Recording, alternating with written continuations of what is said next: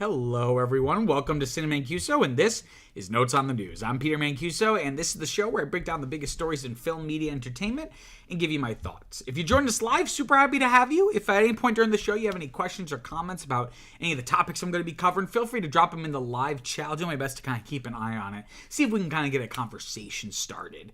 If you haven't already, please like this live stream. It really helps with engagement and the algorithm and other people finding the channel. So if you have found the channel, why not subscribe? We're trying to grow this community as best as we can. We actually crossed 300 subscribers today. Whoopee! If you're watching this after the fact, still super happy to have you. By the time you're watching this, there should be some time codes down in the description, so you can kind of, jump around at your leisure. We stream the show every Tuesday at 6 p.m. Eastern. And like I said before, if you haven't already, please like this video and do not forget to subscribe. Okay, let's take a look at the box office from this past week. Total box office domestically, a little under 74 million, which was actually a 31% drop, right? So the past couple of weeks, it's been holding pretty steadily. I think at one point there was a week that only dropped like 3 or 4%. Now you're starting to see, a lot more fluctuation. We're moving out of the period, January is usually the period of the American box office that's like the quote-unquote dead part. But I'd argue it's like the first couple of weeks of February. And the reasons why is January usually has very little, if any, big releases. But the box office as a whole is still being carried by the bigger films from November and December. Whereas now, like if you look here, we still have a couple films still from that time period, but most of these movies now at this point are from January, and the numbers reflect that, right? So the biggest new movie, I should say, of the week was Hard Eyes. So this opened at second place, so it couldn't even make number one, right? Hard Eyes, this is kind of like a horror rom-com film. It brought in a little over 8 million, which is just above the target that I had given it. So, it was able to kind of meet that. But again, the fact that the bounds of the projections were not very large, right? So even if it had cracked that 11 million, it still would not have been at number one, right? And considering it was made for $18 million, this is not off to a good start. But it doesn't mean it can't do well, right? I've the amount of times we've seen a movie, that, keeps, kind of week after week, kind of building a little bit of an audience, a little piece by piece here and there. But I'm not sure if this is gonna do it. It's definitely positioning itself as kind of like counter programming for Valentine's Day, or like the lovey season, if you will. But I don't know. I mean, luckily it hasn't been getting awful reviews. It's been getting like decent, at least on Letterboxd, it has like a 3.1-ish or something last time I looked. So, it's definitely not a dog shit movie, theoretically, in terms of like the general consensus. Can't say the same though for Love Hurts. This is the other new movie, opened at number 4. Made just a little under 6 million, so still met the projections, but on the lower end, to be sure. This is like I don't even know what you would call it, kind of like an action. Like if Hard Eyes was a horror rom-com, Love Hurts is like a action comedy rom-com-esque film with Kiwi Kwan. But it's weird because he's paired as a romantic interest with Ariana DeBose, and there's like a really weird age gap, so that kind of skeeves me out a little bit. But again, this is a movie that is not getting very good reviews, both like critically and also just like general audiences. And similarly, it also costs around $18 million, so also opening in the red. Another movie opening though, I don't have the budget numbers here, so we can't do quite an ROI comparison. But we have a documentary in the top 10 at number 8. We have Becoming Led Zeppelin. This is actually a limited release. I think it's going wide this week. But it brought in around 2.5 million. A little bit more, though, so it actually exceeded these initial projections that I was able to find on boxofficetheory.com. It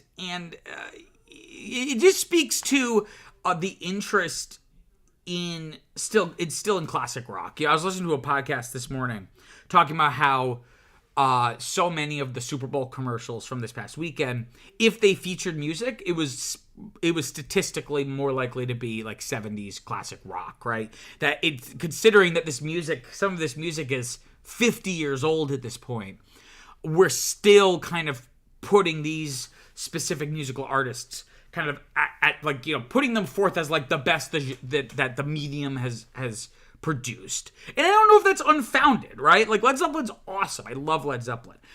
It's also just really interesting to see a documentary in what they've already been consuming week after week. So still at number one, holding its first place spot. On its second week, we have Dogman, the animated comedy that's kind of like a spin-off of the Captain Underpants franchise, brought in around 18 million, which was only a 49% drop, right? So, you know, not incredible, but definitely not like, you know, when sometimes we see these disastrous percent drops of like 60, 65, 70%. So what that shows me is, you know, the second week drop is always going to be a decently sized percent drop, but this gives me a little bit of hope, right? That it can kind of maybe maintain some momentum. Because again, like, what's really going to be the competition for Dogman specifically? Again, you know, you have Moana here, still in the top 10.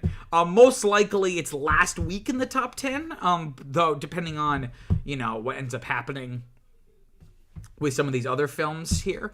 But Moana, you know, if you're going to be like the reductive marketing person, Moana 2 is catering to little girls, so Dogman's going to cater to little boys, right? Just purely on like that, the 4-quadrant kind of analysis here, which again is very reductive and regressive.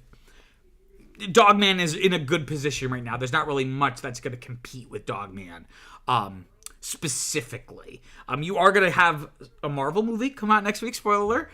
But that's, you know, I think Dogman is targeted to a much younger audience.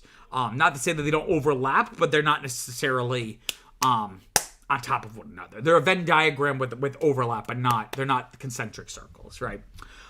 This brings its domestic total to around 54 million. Its worldwide total to around 66 million off a $40 million budget, right? So it's crossed that initial threshold. Now we want to see it get to that 100%. So then really everything after that is just pure profit. Excuse me. Also, still in the top 10 here in its second week, Companion dropping from second to third place. This is kind of I don't even know how you would describe it.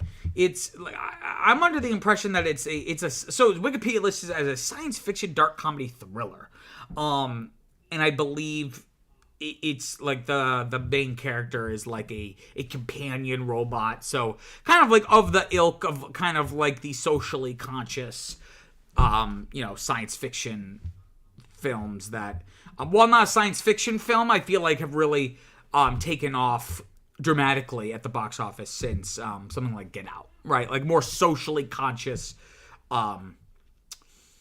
using genre as a way to critique the current state of affairs, right?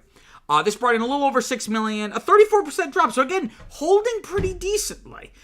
This brings its domestic total to around 15.5 million, and its worldwide total almost to 27, off of a $10 million budget. So this is already in the green.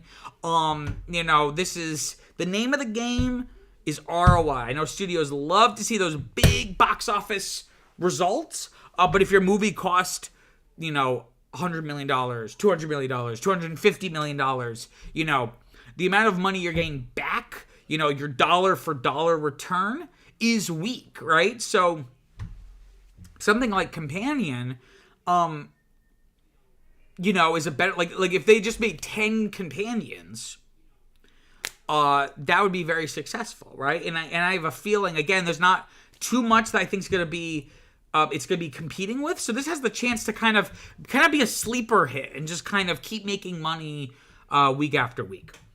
Also still in the top 10, still in the top 5, holding its 5th place spot now in its 8th week is Mufasa, the Lion King.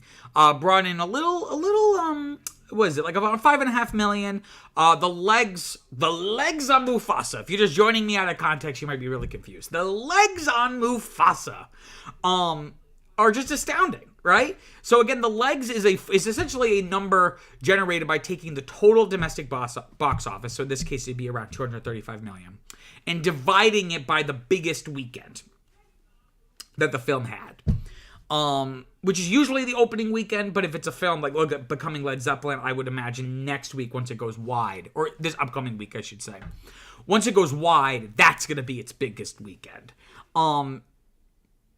So that number, so the bigger this number, what this signifies is that the movie is not just making a bunch of money its opening weekend and then it gets bad word of mouth or people don't really give a shit about it and then it goes away. If that number, the bigger the legs number, the more money that it's making slowly over time. Which, doesn't really matter. At the end of the day, the money that you make is the money you make. But what that shows is that it has enough word of mouth, or it has something about it that is getting people to come back to do repeat viewings, right? Its worldwide total is now $671.5 million off of a $200 million budget. So again, nowhere near the success of its Lion King live action predecessor. But considering how soulless the assignment seems, this is a pretty decent success for Disney. Also still in the top 10, but again, probably not going to be here for much longer. Sonic the Hedgehog 3 opened the same day as Mufasa. At this point now, at one point they were flipped where one had made more domestically and the other had made more worldwide. At this point, Mufasa has now surpassed Sonic in both, though just barely domestically, right? So Mufasa domestically has made around 235, and Sonic's made about 233, right? So not nearly as good of the legs here, but still very, very good. And again, while not near 700 million worldwide, near 500 million worldwide, it was basically $200 million short, almost exactly, from Mufasa. That's still pretty good, right? And considering it was actually cheaper than Mufasa, that it does still have that. It has that edge over Mufasa still. That at least dollar for dollar, it's making more money. Viviana writes, and I thought lions have 4 legs. Ha ha ha ha ha. In the chat. If you want to put really corny jokes in the chat, I will read them. As long as you don't say anything offensive. And then lastly, like I mentioned before, Moana 2 is still here in the top 10, dropping from 7th to 10th place, but now in its 11th week. Again, this is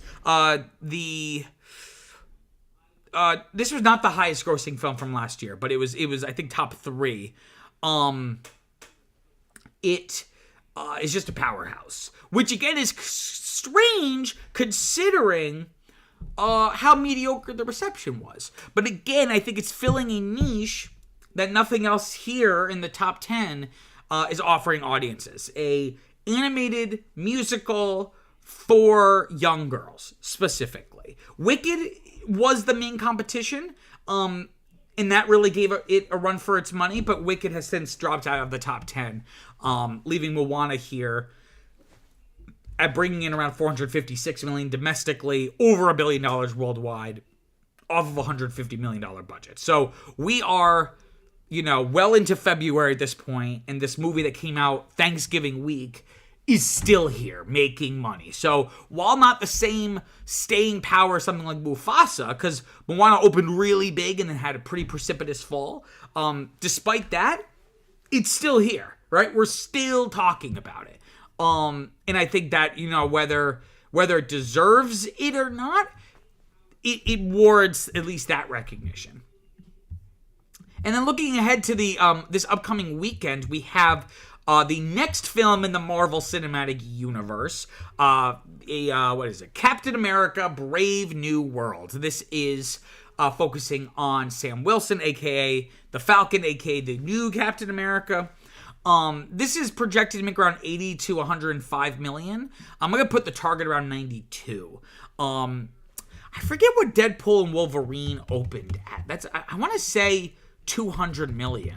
But that seems really big. Is that what it... Yeah, it opened around 211 million this past summer.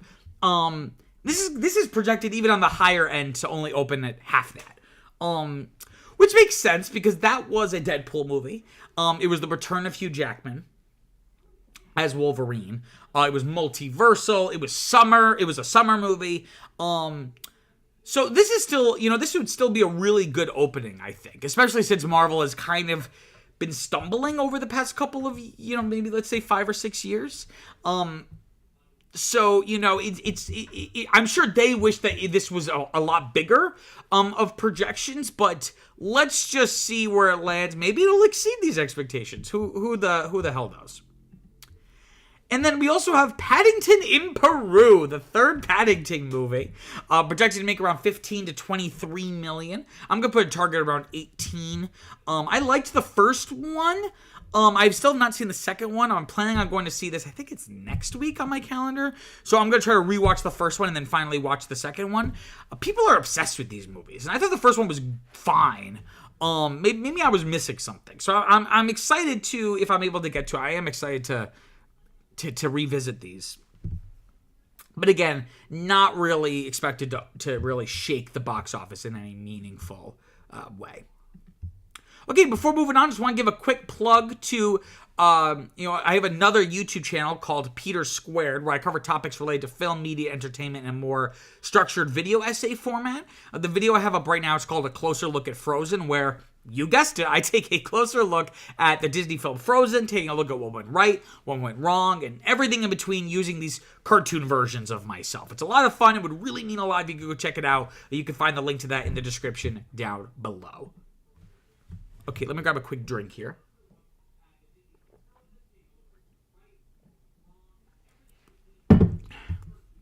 Okay. All right, let's talk about story number 1. So the first trailer for the Fantastic Four, First Steps, has been revealed. Now, don't get too excited. It's only about 97 seconds long, so really it's more of like a teaser. Though it did get, across YouTube and TikTok and all of those different platforms, it did get, 202 million views in its first 24 hours.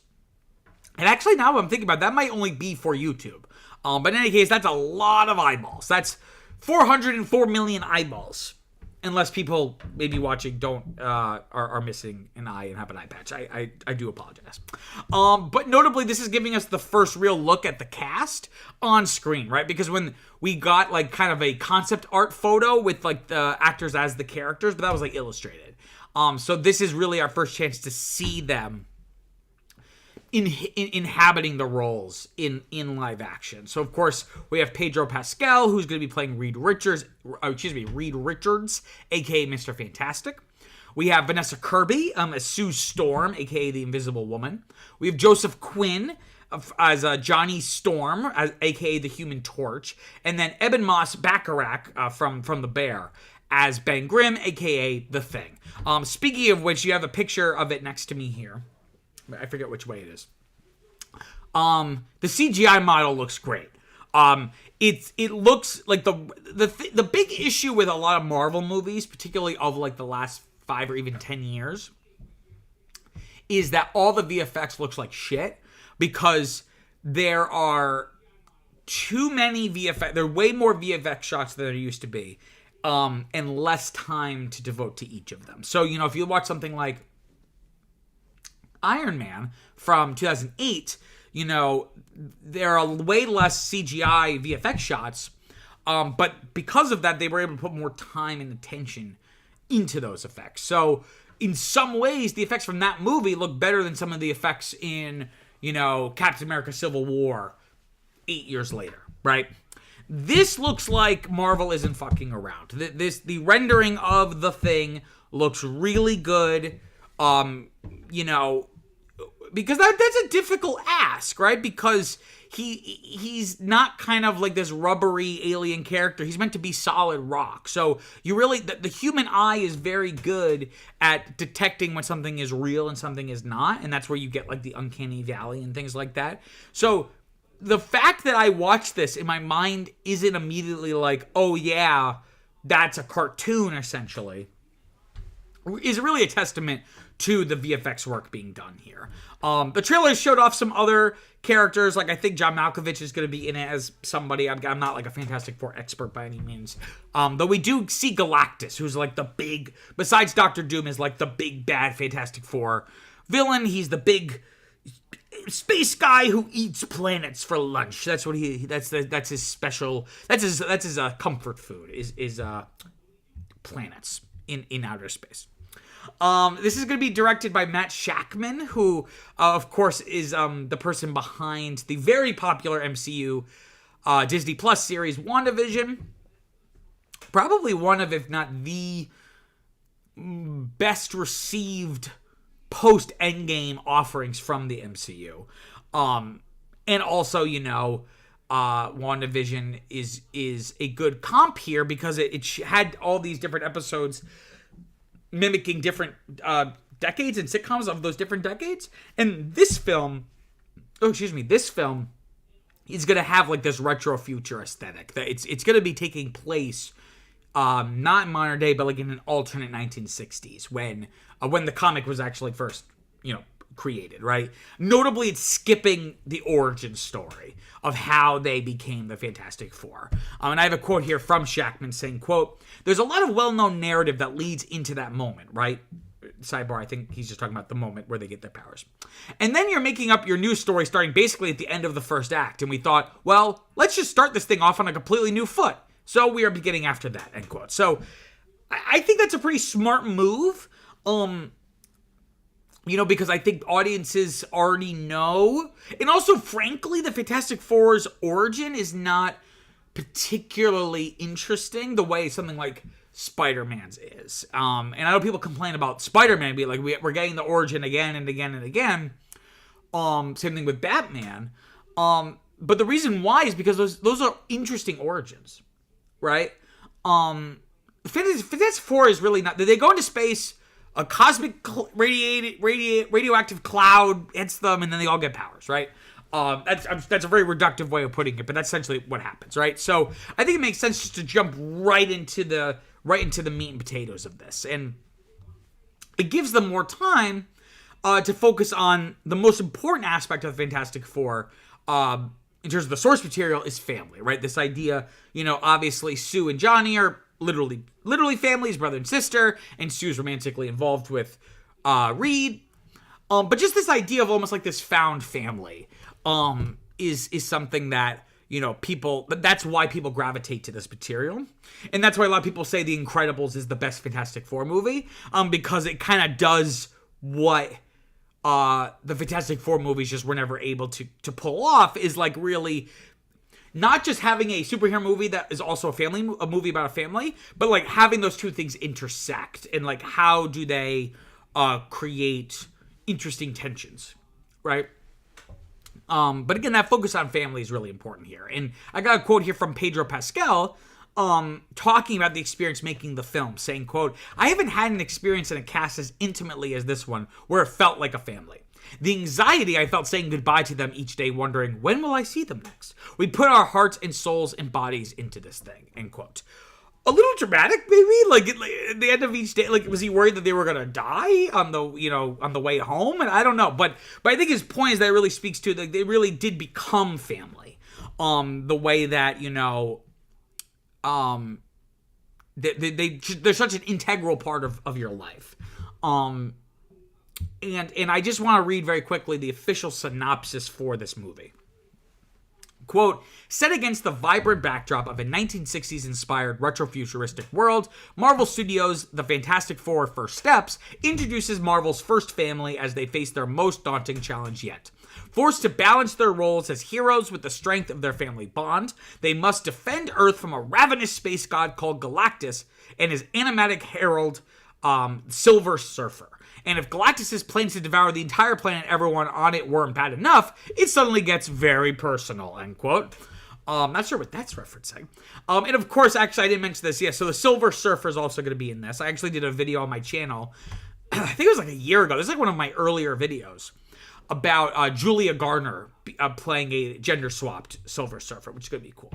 This is going to be releasing July 25th, so only a couple weeks after James Gunn's Superman. So we're going to be eating very good in July if you are a superhero comic book fan.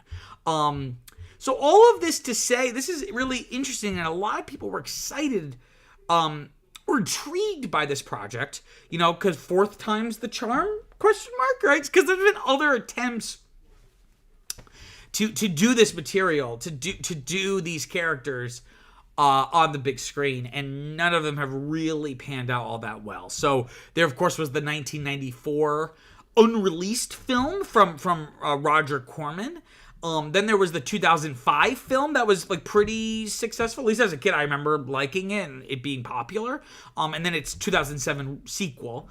Then there was a reboot in 2015 that was like a disaster. Not only considered one of the worst superhero movies ever made, but just one of the worst movies ever made.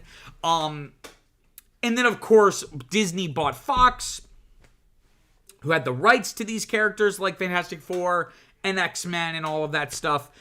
So they're finally now being integrated into Marvel Studios and the MCU. So Marvel really needs this to do well, right? Like I mentioned before, they've been in a creative and financial rut since Avengers Endgame. And I really want to stress the financial part, because if it was just a creative rut, they wouldn't give a shit and they wouldn't change anything. And some would argue they've been in a creative rut for 10 years, not 5 or 6. But the difference, though, is that pre-Endgame, all these mediocre movies were still making a shit ton of money. But after Endgame, with the oversaturation of movies and TV shows during COVID, it just got so much. And the term superhero fatigue was thrown around. And again, I would very much argue, I don't know if it's superhero fatigue. I think it's just shitty, mediocre movie fatigue. And people were in the novelty of seeing superheroes on screen. It kind of worn off. So if people are going to go again and again to your movie, it needs to be really good. But with Marvel, it was more so caused by the films all feeling stylistically the same. Lacking strong narratives, lacking strong characters. And of course, the whole plan for this next saga, the multiverse saga, with Jonathan Majors as Kang, as kind of like the new Thanos, that of course all got derailed once Jonathan Majors' career imploded. So they really need this to do well. Deadpool Wolverine did very well. It was, I think, the second highest grossing film from last year. But was that potentially a fluke, right? That was, a very different kind of movie. That was multiversal. It was a Deadpool. It was a continuation or almost a culmination of all of the Fox Marvel stuff. Almost kind of like a send-off to all of that. So very different test case, right? As will be this Captain America Brave New World coming out literally this Friday. Very different kind of film. And I've said this before on the channel that because the MCU is starting to feel so stale, Fantastic Four and X-Men are their get-out-of-jail-free card. That it's just, not only are they things they haven't tackled yet, but they're just so different. Those two things are going to be the key. But of course, we don't really know what they're going to do with X-Men yet. I guess Deadpool and Wolverine is their now attempt with X-Men. But, I feel like this movie is really a make or break of what's going to happen with this franchise.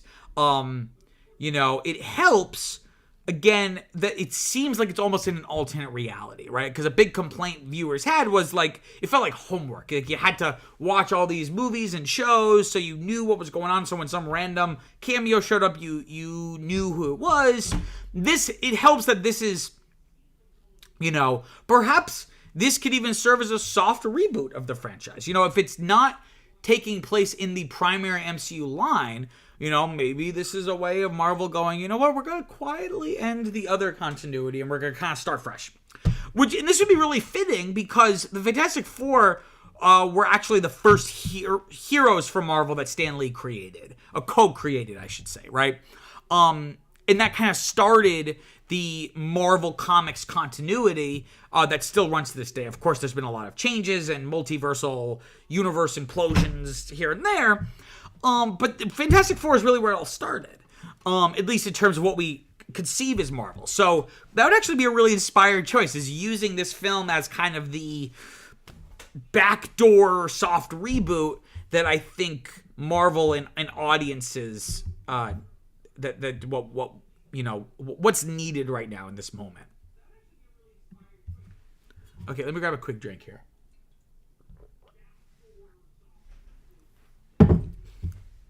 Okay. Let's talk about story number 2. So Joe Rogan is pushing back. He said, back off of me.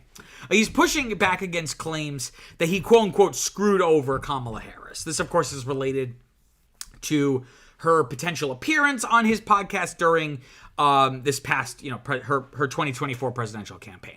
Full disclosure, I'm not like a Joe Rogan fan. I think a lot of the people he brings on are really dumb and potentially even dangerous. And I think he has a responsibility with his platform to curate a little, be a little more judicious in deciding who to bring on your show.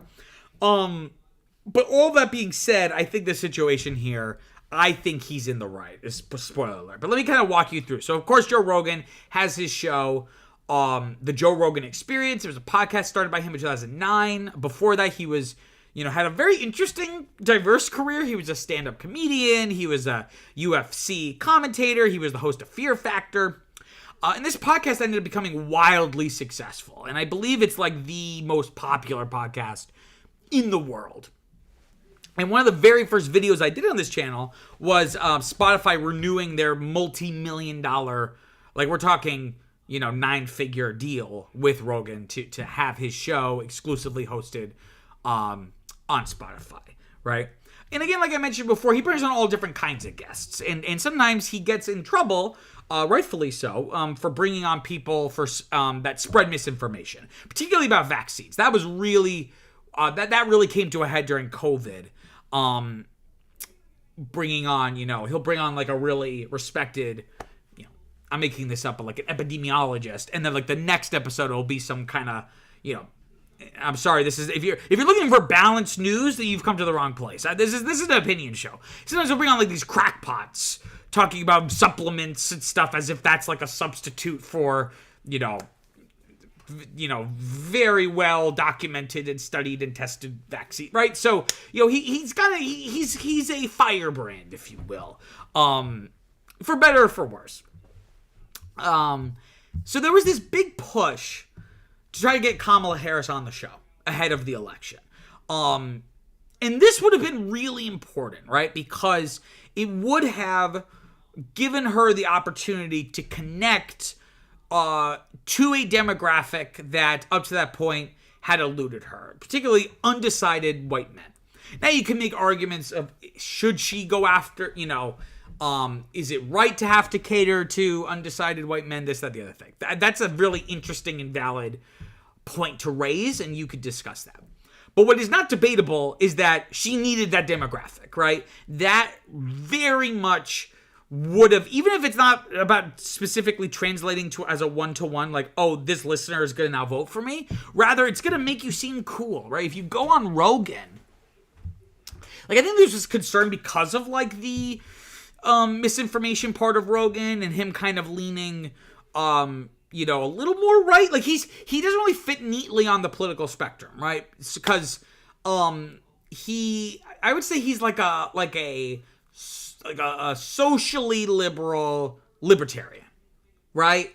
Who has a lot of vaccine skepticism. So, famously, Bernie Sanders went on his show in 2020, which a lot of people were like, oh, you don't do that, because the Democratic establishment's like, what? We would never go on such an uncouth program, right? And then Joe Rogan ended up endorsing him during the primary, right? And what Bernie kind of represented was, again, speaking to, economic populist concerns that transcended the simple binary of current American politics. So not only would Kamala have reached this demographic, but it also would have given her a little more street cred because she went to the lion's den, right? A big complaint people had with Kamala Harris was that she was way too measured, way too careful. going on Rogan's show would have shown that she had balls, right? I know that's a really gendered way of putting it, but that's how Rogan would have put it, right? Of course, this never ended up happening. She never went on the show. Her opponent, Donald Trump, did a 3-hour episode, and famously, of course, he went on to then win the election. So the claims that Rogan is pushing back on are coming from a book published by Jonathan Allen and Amy Parnes, titled "Fight: Inside the Wildest Battle for the White House." End quote. And I'm always suspicious of books like this. Like this is very recent history. So, like, how good could this book be if you churned it out in just like a couple of months, right? But it's focusing on detailing the chaotic 2024 election.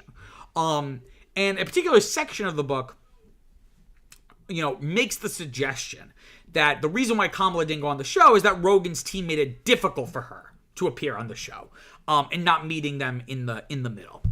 Rogan completely refutes this implication, saying, quote, "They said a bunch of things that weren't true." They being, I think, like the authors of this book. "They supposedly talked to like 150 different people about her, but they didn't talk to us, which is kind of crazy. Like, they didn't even ask," end quote. And again, his argument is that the Harris campaign, it was very difficult to get them to commit. Saying, quote, "Trump was really easy to book, like super easy. We offered one day, he said yes, and that was it. There was no, what are we going to talk about? How long is it going to be? Is this going to be edited?" There was nothing, end quote. So, kind of referencing the fact that, Kamala's team and her, probably coming from her, wanted to have a lot more control over the nature of the interview, which, love it or hate it, is not what the Joe Rogan experience is about. The experience of the Joe Rogan experience are these long-form, very loose, casual conversations that can be really illuminating, right? He talks about that the campaign asked him to come to Washington to do a 45-minute interview with her. By contrast, his episodes are typically, 1, 2, with Trump, 3 hours. And it's recorded at his studio in Austin, Texas. So it seems like she only really wanted to do it if it was completely frictionless for her, which, again, this is just like maybe a psychology thing, but I feel like people will do that where they'll say something or they'll set terms for something that are not going to be met, and they set those terms because they know they won't be met, and really they just don't want to do the thing at all, right? So if you say to someone like, "Oh, I would only sell this for $1 million," like, they're usually saying that because they know the person's not going to pay $1 million. It's because they don't really want to sell in the first place, right? So it seems like she either was completely just, I only want to do this if I don't have to put any effort in, or she just didn't really want to do it at all. That remains to be seen, but in any case, she was not really willing to kind of enter into what the Joe Rogan experience is about. And he also argues against these claims, saying that some of them are just straight up lies, saying, quote, "They never agreed to do the show. None of that's true. They never agreed. They also said that they sent someone down here to the studio to do a walkthrough of the set. That's not true. The Trump administration did," end quote. And a lot of people claimed that, Rogan made it difficult for the Harris campaign because he was biased against her, and really was for Trump. Now, to be fair, Rogan did go on to endorse Trump, though I've, on this show, called Rogan out on that because previously he had said Trump, I'm paraphrasing, but had said Trump was a threat to democracy and all this stuff, right? So, that's a hard square to circle, but, he makes it clear that he wanted to interview both of them, right? And he said, quote, "I wanted to release both of the interviews on the same day. This was my goal," end quote. He really understood he had a platform, and he wanted to give both candidates the chance to use that platform. But it seemed like the Harris campaign kind of wanted to set the rules in a way that would compromise what makes the platform special or powerful. So overall, this is just a colossal error in judgment on Kamala Harris's part, right? Again, she was acting like she was going to be doing Rogan a favor by getting to interview her.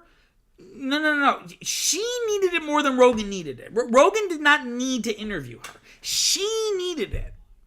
And this just reflects a larger issue with her campaign, right? So instead of doing that, she was catering to, classic neoliberal priorities and even trying to get some Republicans who had defected, who are anti-Trump, to try to vote for her. She failed to appeal to the economic populist concerns that both sides of the political spectrum are concerned with. She failed to really appeal to or acknowledge the same concerns that propelled Trump to the White House, not just once now, but twice. So it's an obvious blunder. And Rogan's argument here is that the reason why they're trying to put out these lies, according to him, is to try to shift the blame. Because of how dumb this was. This was dumb even then. Even before she had lost, everyone went, that is so stupid that she's not going to be on Rogan. That she really, I don't know why that's going on, but she really screwed herself over. And she screwed herself over, right? And Rogan even says, quote, someone's trying to preserve their job. Maybe someone's trying to say, hey, it wasn't my fault, they became difficult. No, we didn't become difficult. End quote. Basically saying, look, someone's probably trying to just argue well, it's not our fault we didn't go on, so I should still have this high consulting,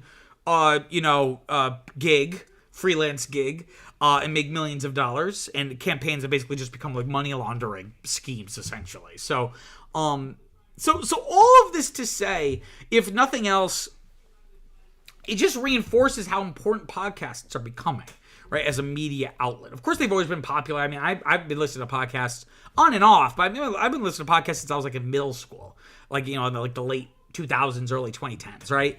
But they've really been blowing up in no small part because of Rogan, right? Because of his show becoming so popular, first on YouTube, then on Spotify. And it really does offer a salve for a media environment dominated by cable news, right? This is a lot more intimate. It's more conversational. And the reason why it's able to be those things is because there's really little to no time constraints. The way, as opposed to how television is very rigid with time slots and ad breaks, and podcasts really don't have to abide by that. And listeners develop way more personal parasocial relationships with someone like Joe Rogan than they would with Rachel Maddow or Sean Hannity or any of these other, commentators, right? Maybe sports radio, right? That's kind of like the predecessor to podcasting, I feel, in a lot of ways. But this is just a whole other animal. So a lot of people have said that this was the election of podcasting. So, I think it's only going to become even more and more important. Speaking of podcasts, I want to do a little plug for a podcast I do with my fiance Viviana called That's What I Call a Franchise, where we pick a film franchise and we go through every single installment. The good, the bad, and the ugly. This season we're doing Middle-earth, Lord of the Rings, The Hobbit, all that good stuff. It's been a lot of fun rewatching those Peter Jackson movies, the originals. We're about to get started on The Hobbit, which I've never seen. You can find us wherever you get your podcasts. You can also just find us on YouTube if that's your preferred way to podcast. You can also just find us in the link down in the description below. Okay, let me grab a quick drink here.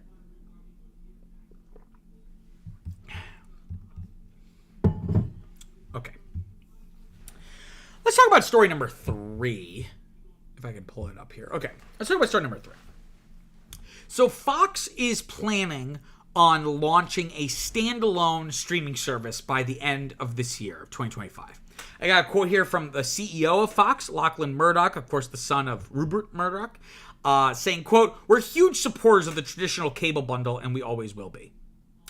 But having said that, we do want to reach consumers wherever they are, and there's a large population that are now outside of the traditional cable bundle, either cord cutters or cord nevers," end quote. I am one of the cord nevers, right? And so what this service would offer is primarily Fox's news and sports offerings. Of course, this is following the implosion of Venue Sports, which was a proposed joint venture between Fox and Disney and Warner Brothers, as a creating a joint sports streaming service with all of their offerings in one package. It faced many, stumbling blocks. Eventually, kind of all fell apart. I actually did a video about this a couple weeks ago. The whole thing got canceled. And notably, out of those three, Fox seemed to lose the most from this because they're the only ones without a dedicated streaming platform for its sports. Whereas Disney has ESPN Plus, and Warner Brothers shows their sports through Max. Same with CNN. You could just watch on Max. So this is really interesting because Fox is going to be entering into the streaming space. I mean, they already have Fox Nation, but that's kind of like a different kind of streaming service. This proposed service, is gonna give Fox a really interesting and unique place in the market, because of how lean and mean Fox is, right? So, of course, Fox was part of 20th Century Fox and then 21st Century Fox. That got sold to Disney, right, in 2017. I forget when the deal finally went through, but that was announced. That started all in 2017. But notably, they didn't get everything. That spun out of that deal was Fox News, Fox Sports, Fox Broadcasting. So the channel where you just watch maybe sitcom like The Simpsons. Now, interestingly though, I had to look this up to confirm. The Simpsons is a Fox show, in terms of where it's aired. But it's also made by a division of the old Fox. So back, for most of the Simpsons run, it was produced by a segment of Fox and then aired on Fox. But then during the sale, the company that makes Simpsons went with Disney, but because there are rules in the United States that a company can't own two cable networks or channels like this, or just regular broadcast networks, and because Disney already owns ABC, they could not also get Fox. So The Simpsons still airs on Fox, but it is made by Fox, but those are two different Foxes. It's really, really dumb and annoying. So Fox has Fox News, Fox Sports, the Fox Broadcasting, and also separately from the Disney thing, they later acquired Tubi in 2020. So they already kind of have their foot in the door when it comes to streaming. Notably, though, now that 20th Century Fox is no longer connected with this, they have no connection to a film studio, which is rare in this space. So I think Fox might be in a really unique position here because, as I've talked about ad nauseum on this channel, that cable is dying. It's an inevitable march to death. Everyone agrees. It's just about a matter of how quickly and who will be there to pick up the pieces. But the reason why cable still exists at all is because people want live sports and live news. Well, those are the two big things that would be part of the streaming service, right? So, cable only survived by being a monopoly, that there was no other option to have that kind of content served to you. Streaming completely disrupted that business model. So if this isn't going to kill cable overnight, but having a streaming service option like this, where people can get their news and sports, if you're conservative and this is the kind of news you want to be getting, if you have the option to get your news and sports through a streaming service, at least that being an option is always going to be better than people having no choice and just having to, have a cable package and pay way more because you're getting a bunch of stuff that isn't just the news and the sports. And Fox, during this announcement, they even said that they plan to, quote, price the service accordingly, end quote. So, I think the goal here is to have a cheaper, more budget streaming service that someone like my dad would get. I'm thinking maybe, well, let's see. Venue Sports with the three companies was going to be originally around $43 a month. So I'm gonna say that this is gonna be anywhere from $15 to $25 a month. And hey, that's a lot better than paying for cable, right? So again, I think this is just another, another little nail in the coffin of cable. And Fox is right to do it because cable is dying. No one likes it anymore. So if you're into Fox News and Fox Sports, I would rather just have it in this $25 a month package than having to pay for cable and get all this other shit. But at the same time, the people who watch Fox News are older, so they might not really care about getting it through cable. They might just be creatures of habit and just want it to be the way it always was. Conserve it, if you will. Okay, let me grab a quick drink here. Okay, let's talk about story number 4. So, Super Bowl 59. Super Bowl 59 has come and gone. We gotta talk about it. One of the biggest nights in television of the year is aired on Fox on regular TV, as well as Tubi simulcast, which is how I watched it, which was very convenient because every year I have to, because I don't have cable, so every year I have to, get my parents' cable, log in through Cox, and pull up the Fox website. I would have to pull up the Fox website, enter the Cox credentials, and all this stuff. So just having it on Tubi was really, really convenient. It got 126 million viewers, which is the most watched Super Bowl ever. It had a peak of 135.7 million viewers during the second quarter. And of the total viewers, around 13.5 were from Tubi. So I was part of that statistic. People say, I'm not just a statistic. In this case, I am just a statistic.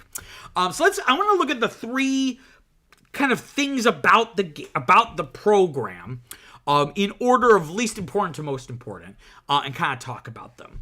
And the least important was the game, right? So, this is not a sports channel, YouTube channel. It's still important to talk about this because it is a piece of entertainment. But honestly, this is like the least interesting part for me. This was, of course, a matchup between the Kansas City Chiefs and the Philadelphia Eagles. A rematch. The two of them played each other in the Super Bowl 2 years ago, and the Chiefs beat them. And the Chiefs won in 2023. They won in 2024. I forget who they were playing last year, but they won last year. And they were hoping to make history this year by winning a 3rd consecutive Super Bowl. Instead, they got demolished by the Eagles in what is being called one of the worst shellackings in a Super Bowl ever. Going into halftime, they were losing 24-0. I don't know anything about football. I don't know anything about sports. I knew that was insane. I remember even texting my dad, who of course is, and I went, is that normal? And he went, no, it's very rare that something like this would happen. It's happened before, but it's rare. At first I was like, okay, this game kind of sucks. It wasn't very interesting. What makes a game interesting is the back and forth, right? Of like, well, who's going to win the suspense, right? So once we went into halftime, I was like, okay, so the suspense is not going to be, are the Kansas City Chiefs going to get their 3rd straight Super Bowl and make history? Now the suspense was, will they make history by being the only team in a Super Bowl to not score a single point? But then they, in the second half, so the final score ended up being 40-22, but they still lost. So they didn't even make history in that way. So it was just an awful game. Funnily enough, Trump was there. He's the first sitting president to ever attend a Super Bowl. And he favored the Chiefs. Of course, Brittany Mahomes, the wife of quarterback Patrick Mahomes, is a big Trump supporter. But reportedly Trump left early. Probably because they were getting such a shellacking. But now I want to talk about the commercials briefly. And unfortunately, there's not a lot to talk about. These were expensive Variety notes that some ads, had to pay up to $8 million each for like their little 30-second, carve out in the schedule. And I'm not like a Super Bowl commercial aficionado. Like some people make that like their whole personality. Like, I'm watching the Super Bowl, but only for the commercials. Like, that's not me. Like I'm not into sports, but like I will watch the Super Bowl and I will actually like pay attention to the football parts of the commercials if there's like a really good one. That's exciting, right? But none of them this year were particularly memorable or noteworthy, in my opinion. You know, the only one I really remember that well is the CGI Uncanny Valley seal, the singer seal, as a seal. It just was very weird and strange. The most watched ad, and by most watched I mean the ad that got the most views, like on YouTube and TikTok afterwards, was the Booking.com commercial that featured the Muppets. You know, Disney really has no idea to do with these characters, so they basically just rent them out for people in commercials. Variety also notes, though, that Booking.com had the most watched ad the last 2 years as well, in 2023 and 24. So Booking.com is doing something right. So someone's getting a big bonus this year. But the real thing that I want to talk about, of course, is the halftime performance from Kendrick Lamar, which was nothing short of electric and really powerful. You know, when I watch these, I'm always thinking about the filmmaking element. And this halftime production had just such incredible cinematography and staging. And by incredible cinematography, I don't even mean like, oh, it's like every frame a painting kind of thing. But rather, you know, it's hard to have really inspired intentionality when it comes to your cinematography in like a live event like this. It's particularly a halftime show. Where to the point where most years it just feels like a concert, and it's being filmed like a concert. Just like a bunch of different cameras at different angles, and they're just cutting around. This felt like it was storyboarded. Like it really had, you know, like a very clear visual language and mission. And on top of that, it was also thematically interesting. And it felt like this really subtle commentary on America. You know, at one point, Lamar says, quote, "The revolution about to be televised. You picked the right time, but the wrong guy," end quote. So really, you know, I think Kendrick meeting the moment. Because there's, of course, you know, I remember... you know, my fiance Viviana texting me like a week ago was like, "Is it okay that Kendrick is performing at the Super Bowl? Like, are we okay with the NFL now after Colin Kaepernick and, you know, all that stuff?" And I think Kendrick is very aware of that. Like, you know, I read somewhere, I don't have the source for this, but I remember reading someone called Kendrick the social conscience of his generation of rappers. That he is, you know, obviously very outspoken when it comes to the plight of Black America and Black Americans, right? So him performing at the Super Bowl with all the baggage of the NFL and knowing Donald Trump is in the audience, so maybe he had already left by then. You know, I think he did the best he could to maintain his integrity while also not, you know, alienating anybody, which we could debate if that's a good thing or a bad thing. Some interesting surprises. So Samuel L. Jackson was part of it, playing Uncle Sam, but it's a play on like Uncle Tom, right? This idea of like, you know, the Black community that is more concerned about respectability politics than actually advocating for its own community. At one point, shouting at Kendrick, quote, "Too loud, too reckless, too ghetto." But he says it like, "Too ghetto! Mr. Lamar, do you really know how to play the game? Then tighten up," end quote. So again, this idea of like people, even within the Black community, trying to soften his messaging around things. Though some people are clearly missing the point, some of the iconography, like with like the American flags and the people wearing the different colors with the red, white, and blue. Making an American flag at one point, like some people are like, "Oh, he's celebrating and being America and being patriotic." I think it's a very clear critique of America. You know, maybe that's just my read. Like maybe it's like a Rorschach test, like you're just gonna kind of see whatever you already feel. But it didn't seem very patriotic. But so not only is it thematically interesting, but it also serves as like the culmination of this larger feud with Drake, which I'm not going to get super into. I've talked about on the channel before. Of course, his Kendrick's diss track against Drake, "Not Like Us," huge song, very popular, probably the most successful diss track of all time, both in terms of just popularity and also money. Awards, just won a bunch of awards at the Grammys. And there was debate whether or not he would play it, right? Because it would be really, you know, interesting to have a diss track at the Super Bowl about another rapper about how, among many things, they are potentially a pedophile. At one point, he even teased, like, he teased that he would maybe perform Not Like Us during the performance. He even said during the performance thing, like, I want to perform their favorite song, but they love to sue, end quote, referring to Drake's defamation lawsuit against, I don't know if it's directed at Kendrick, but at UMG, a Universal Music Group for sure. And it's just incredible. If you're Drake, well, it's not incredible if you're Drake, but it's incredible, period. If you're Drake, how does it feel to see thousands of people, I think something like 65,000 people in that stadium, not to mention the millions of people at home maybe singing along. Why does it feel to have thousands of people gleefully singing about how you are a pedophile? There's a lyric in the song like certified lover boy, certified pedophile. He didn't say pedophile. He went like certified, did like the radio clean pause that rappers do. Though we still did call out Drake by name, saying the lyric, quote, "Say Drake, I heard you like 'em young," end quote. And again, the roof off of that place, even though I don't think it had a roof, I think it was just like an open, I don't know what that stadium, if it has an open, I think it's a closed roof. They blew the roof off is all I'm trying to say. Joining Kendrick to say, trying to strike a chord, and it's probably A minor. Like, you could just hear, like, they basically, like, turned on the mics of the crowd, and you just, A minor. Like, if you were Drake, I would never show my face in public again. A couple other notable things about the halftime performance. It featured SZA. Beautiful and talented as always, with some incredible vocals, gorgeous outfit, like I know anything about. That's like my PC way of saying she looked hot, right? Like her outfit was stunning.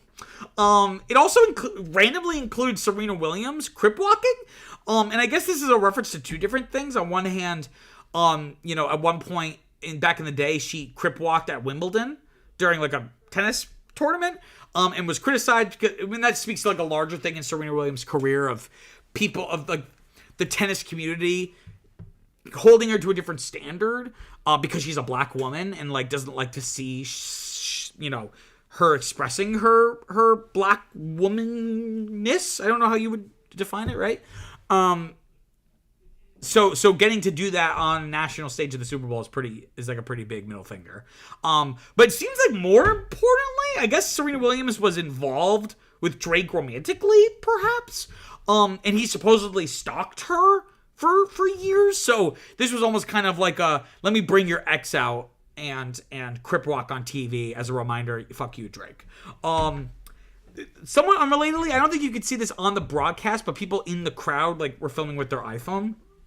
One of the many cast members of this performance unveiled a Palestine and Sudan flag, and was like waving it around. It was around doing it for like a decent amount of time until security quickly grabbed them, and they have now been banned from NFL stadiums and events for life. So I mean, I'm all for the message, but like free Palestine, but I hope you weren't into football because that would really suck, right? It's a shame though, because I couldn't really understand what Kendrick was saying most of the time. I think a lot of people complained about the audio being a little muffled in terms of the mixing. But I'm also just not super familiar with his songs, and since they're so lyrically dense and fast, and complicated, that unless you already know the songs, like you might not really catch a lot of it. But so that's my impromptu review of the Super Bowl. If nothing else, it's interesting to talk about because it's one of the last television programs that could be considered appointment television, right? This thing, this monoculture, this thing that, obviously the 126 million viewer metric is not just the United States, but we can assume like 90+% that's the United States. That's like a third, or that's like a fourth or even a third of the entire U.S. population. And I don't know if that's including like when I was watching on Tubi, is that one, or is it counting that I have Viviana was here with me, right? So it's one of the very few things that is still part of what remains of a monoculture, where society can experience something together and then talk about it and have like a shared vocabulary and understanding of that thing. Whereas now, for better or for worse, and I would say on the whole for the better, the media landscape is way more fractured and fragmented. Okay, let me grab a quick drink here.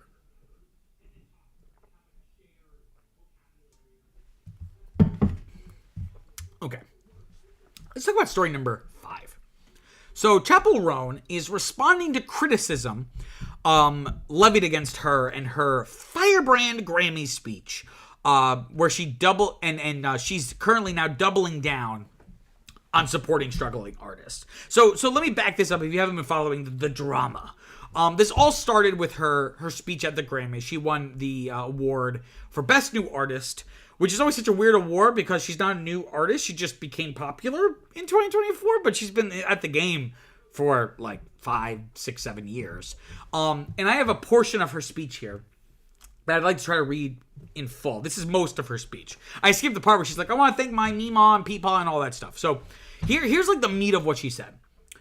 Quote, I told myself if I ever won a Grammy and I got to stand up here in front of the most powerful people in music, I would demand that labels and the industry profiting millions of dollars off of artists would offer a livable wage in healthcare, especially to developing artists. Because I got signed so young, I got signed as a minor, and when I got dropped, because, sidebar, she got dropped by her label and had to get a new label. When I got dropped, I had 0 job experience under my belt, and like most people, I had a difficult time finding a job in the pandemic and could not afford health insurance. It was so devastating to feel so committed to my art and feel so betrayed by the system and so dehumanized to not have health care. And if my label would have prioritized artists' health, I could have been provided care by a company I was giving everything to.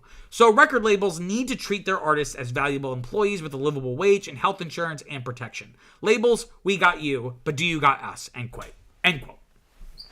So, long story short, she's basically arguing, when I was starting out, I had very little money. I had no health insurance. Because something that they don't tell you is when you sign a record deal, sometimes part of the contract, it'll be like, oh, but you actually will owe us some money down the road for, like, marketing or making your music or whatever.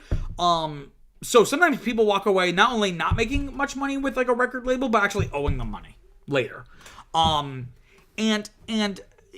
For her to now have the success, she, I think, was taking a very principled stand. As we've seen her do. She does nothing but take principled stands and piss people off for it. And one of the people that she seemed to have pissed off was a former music executive named Jeff Robhan, or Robhan. I'm not sure how you pronounce that. I apologize.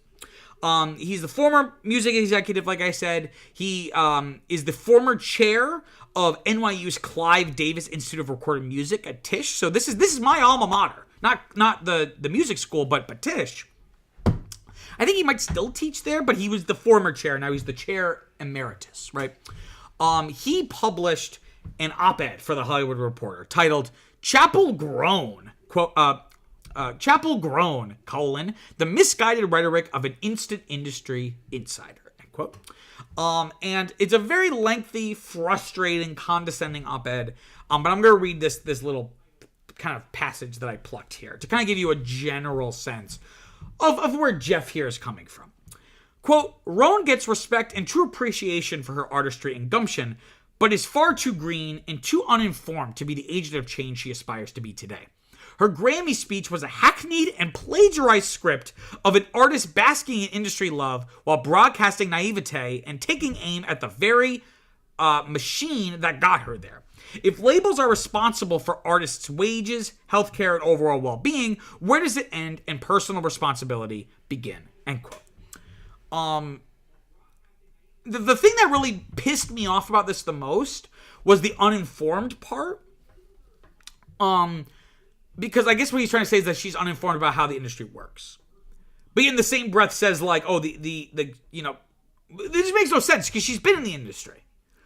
But I also find that offensive, if I could be so bold, because this is her lived experience. She is informed by her lived experience of struggling with these things and not being taken care of by her record label. What do you know, Jeff? Like, what do you, how, like, have you been in her shoes where you can't find a job and don't have health insurance. Like, she's not a Nepo baby. Like, she's from, where's it, like, Missouri? Like, she's not from anybody or anything, right? And I'm going to do a little bit of, like, she's my age. She's a year younger than me. She's from Missouri. I think her uncle is like a conservative state rep. Like, what do you know about the things that she's talking about? He also in the op-ed calls her to, quote, put your money where your mouth is and invest in new models of artist compensation instead of expecting labels to change overnight, end quote.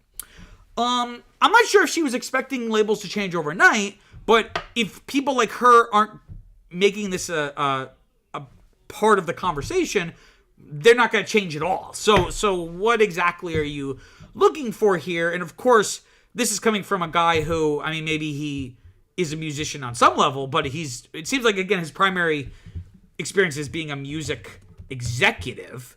So what do you know about, it makes sense you would be coming at it from this perspective because you're the people she's criticizing. You are part of that system.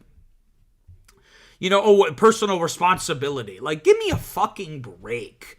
Like, this guy, is, where did I put it? Here we go. Oh, I'm going to save something. I'm going to stop. I'm going to keep going. There's something I was going to say. I'm going to save it.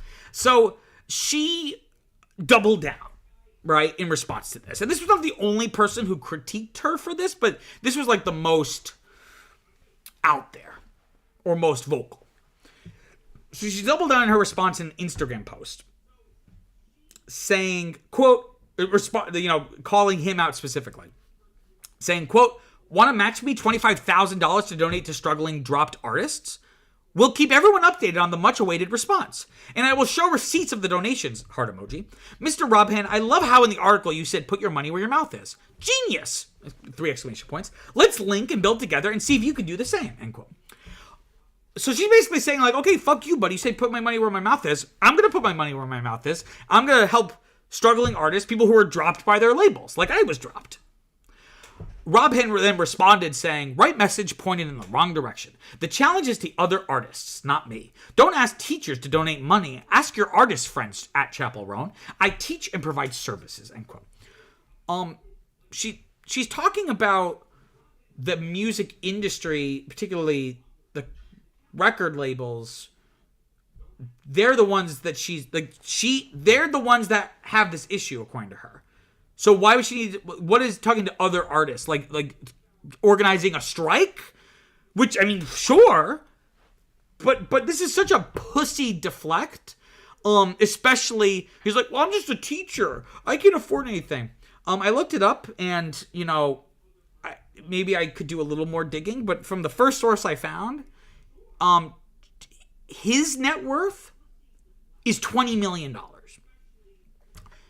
Despite her success, Chappell Roan's net worth is $1 to $5 million. So even on the upper end, this guy is worth 4 times as much as her in terms of his net worth.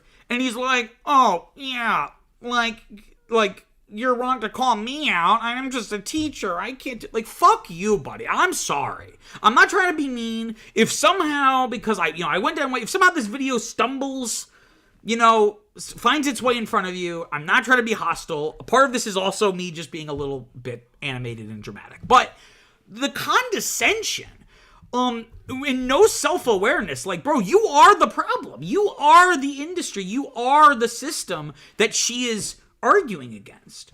And all of this just speaks to a larger issue of the sacrifices and struggles artists have to go through and make, that they shouldn't always necessarily have to make, right? No one is entitled to make art, right? That is not like a civil right. But, in my opinion, everyone is entitled to a living wage, which means, $25, $30 minimum wage, because you have to calculate how much it costs to live in your city, and that should be the minimum wage plus, the times point, times 10% or something, right? So people are entitled to a living wage in healthcare. So while no one owes you the opportunity to make art. If people didn't have to work, like the survival jobs, or work as much survival jobs, or have 3 jobs, and they have very little time. I mean, just look at me. I am a filmmaker. I am a storyteller. I am a creator. I'm a producer. I do this show, right? But I have to have a full-time job that has nothing to do with this. And I'm only able to really work on this at work when I'm doing something, when I have a little bit of free time. And at nights and on weekends. So I probably end up working, when you include my full-time job and the creative work I do, I'm probably working like 60 hours a week. If I was able to work less because I was making more, and I had my necessities being met, I could focus a lot more on creating stuff, and the world would be a better place. Not because my art is going to change the world, but more people expressing themselves is good because great art can come of it. But even if shitty art comes from it, that's just good for society because people feel fulfilled and they're going to be better citizens. So having these things would allow people to make more art. And I've never understood, I've always resented, older generations, wearing the struggle and hardship they had to go through as like not only a badge of honor, but like a fundamental part of the experience of being human. And people who don't want to have to struggle are pussies and entitled and snowflakes, right? Not to psychoanalyze people, but I feel like people say that. They'll be like, well, that's just like, you hear it in the film industry all the time. It's a tough industry. You have to put up with a lot of awful stuff. It's like, why should we have to do that? Like, this isn't a force. The film industry, the music industry, these are not like laws of nature. These are man-made constructs. And specifically man, not woman-made constructs, right? So I feel like older generations say this, they help reinforce the power structures, because it's easier to do that than admit that they were unfairly taken advantage of, right? No one wants to think, oh yeah, I spent 20 years of my life toiling away when I really should not have been. It was not fair that happened. No one wants to think that. So it's easier to be like, oh, these kids these days, I had to struggle, and so ultimately the industry, these creative industries, again, whether it's film in my case, or entertainment or music, they're never going to change, and they're never going to improve if people just keep recycling and reiterating this, it is what it is. I once worked for a really awful film producer, Scott Rudin, who's luckily been exposed by the Hollywood Reporter, and his career is basically done. And when I was telling my parents about it, they were like, well, that's the film industry. Like, they're not even part of the industry. But there's just this perception like, oh, like, if you want to be part of these creative industries, you need to be comfortable accepting abuses. And I just fundamentally disagree with that. Doesn't mean everyone has to be super nice, hold your hand, and kiss you before you go to sleep at night. But they don't have to be awful assholes that take advantage of you. So you have a 20-something getting dropped by her label, has no experience. Like she said, she was signed when she was like 17, has no job experience during the pandemic. Like, we need to have a lot more, I understand, like, okay, well, if the music isn't making money, how can the record label be paying out these people? Well, you could be paying out more, and your CEO could maybe not have that third yacht. That's my take on it. I'm sorry. I don't know I'm getting so passionate about this, but there's really just it burns my biscuits, it grinds my gears, it does everything to everything that I could do in any other kind of folksy metaphor. And I'm gonna cut now. All right, so that wraps up the show. Just want to give one last plug to Cinnamon Q. So it's not just a YouTube channel. It started as and still is a Substack newsletter where I post written reviews for new movies coming out and some other kinds of stuff. We actually started a new segment of Cinnamon Q. So Jacob, I don't know if you're watching. One of our viewers, Jacob, a good friend of mine, started his own little column called Jacob's Gaze, where he's gonna kind of do a similar thing, write reviews. The first thing he posted was a obituary for David Lynch, kind of looking at his career. So we have a lot of different interesting kind of stuff bubbling over there. So definitely go check it out. It would really mean a lot if you could. You can find the link to that in the description down below. You could also just go to your browser, type in cinnamoncuso.substack.com. Once again, thank you all so much for watching. If you haven't yet, please like this video. It really helps with the engagement and the algorithm, people finding the channel. And if you have found the channel, why not subscribe? We're trying to grow this community. We just crossed 300 subscribers today. Yippee! So, definitely share this with your friends. We're trying to grow this so that maybe one day I can quit my full-time job and, become a bohemian artist, if you will, doing what I love. Without further ado, that's all for this week. Thank you all again so much. Until next time, peace out.